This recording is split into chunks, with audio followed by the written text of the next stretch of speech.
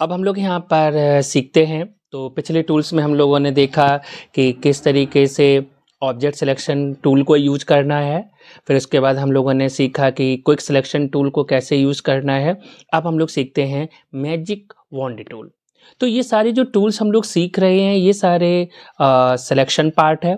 अभी हम लोग सिलेक्शन ही कवर कर रहे हैं। तो डिफरेंट डिफरेंट टेक्निक के साथ डिफरेंट टूल्स हैं और उनको आप बेटर तरीके से यूज कर सकते हो। यहाँ पर एक पॉइंट है, उन्होंने ये हमें बिगनर के लिए ये चीज़ बड़ी अच्छी दे रखी है कि अगर आप किसी में अगर आपको प्रॉब्लम आ रही है सिलेक्शन बनाने में तो आप ऑब्जेक्ट को भी यूज कर सकते हैं, क्विक को भी यूज कर सकते हैं। अब इन्होंने हमें दे रखा है मैजिक वॉन्ड।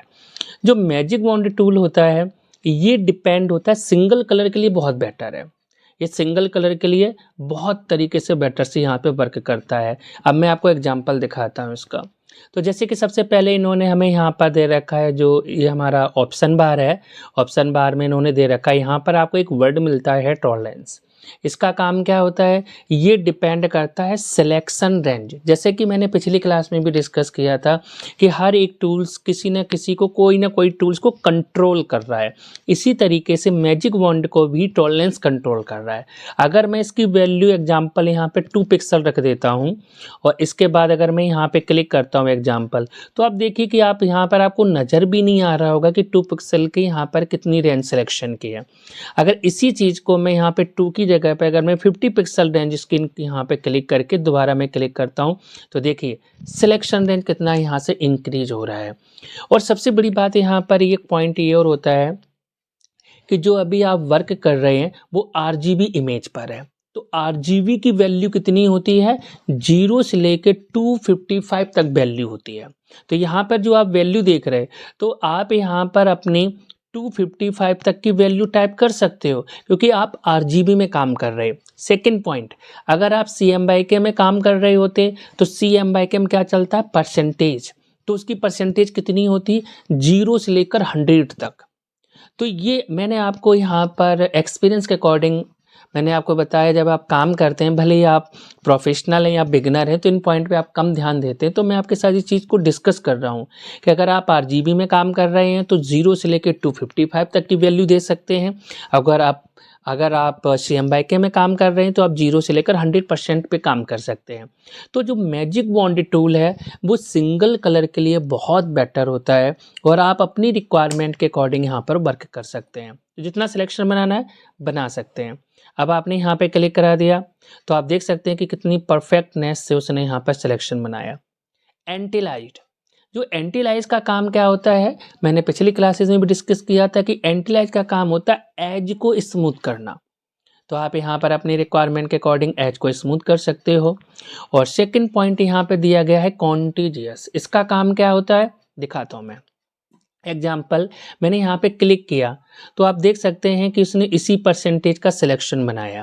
और अगर मैं यहाँ पर कॉन्टिजियस को ऑफ कर देता हूँ तो कॉन्टिजियस ऑफ करने के बाद में क्या होता है कि वो सिमिलर कलर ओवर और पूरी इमेज में जहाँ भी होगा वो उसका सिलेक्शन बना लेगा। तो आपने कॉन्टिजियस पे क्लिक, मैंने ऑफ कर दिया, अब मैं क्लिक कर रहा हूँ। देखिए पहले भी मैंने यहाँ पे क्लिक किया था तो सिर्फ उसने इतने पार्ट का सिलेक्शन बनाया और इसके बाद में अब मैंने कॉन्टिजियस को ऑफ कर दिया तो उसको वो जो सिमिलर कलर ओवरऑल पूरी इमेज में जहाँ भी मिला उसने उसका सिलेक्शन बना लिया।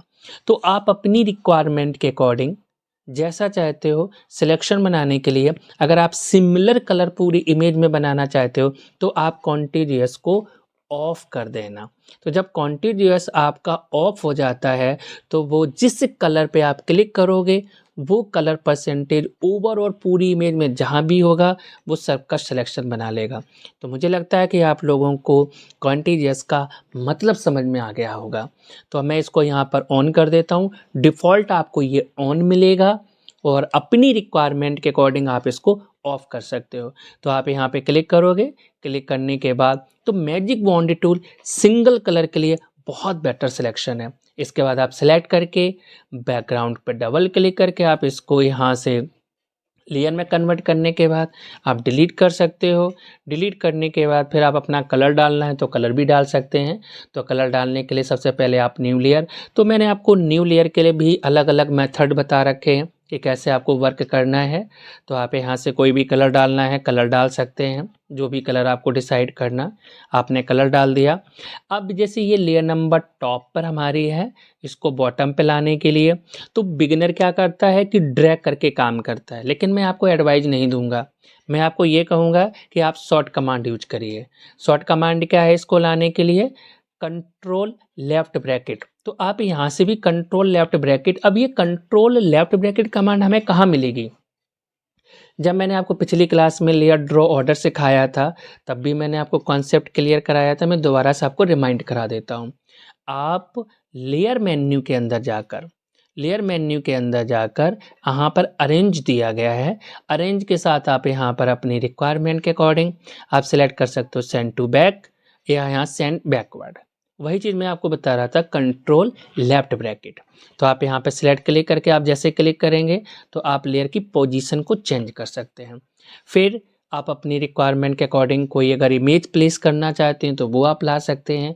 पीछे का कोई बैकग्राउंड बनाना है तो आप पीछे का बैकग्राउंड क्रिएट कर सकते हैं। तो इस तरीके से हम लोगों ने यहाँ पर सीखा कि मैजिक वॉन्ड कैसे वर्क करना है। आप अपनी क्वेरी हो, कोई भी सब्जेक्ट है, तो आप कमेंट बॉक्स में ज़रूर टाइप करें और हाँ, लाइक सब्सक्राइब ज़रूर करें, जिससे कि मैं आपको सारी वीडियो जैसे मैं डालूं तो आपके पास सारी वीडियो की नोटिफिकेशन पहुंचे और आप हमारे एक्सपीरियंस नॉलेज को आप सीखें।